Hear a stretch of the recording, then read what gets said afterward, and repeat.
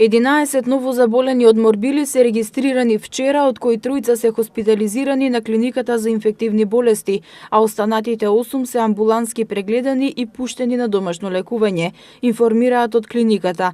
Меѓу хоспитализираните е 8-месечно бебе од Тетово, невакцинирано со бронхопневмонија, 26 годишна пациентка од Тетово вакцинирана со една доза и 36 годишна пациентка од Тетово без податок за вакцинален статус со бронхопневмонија. На клиниката има 26 пациенти со морбили и компликации, од кои 10 се возрастни, а 16 се деца.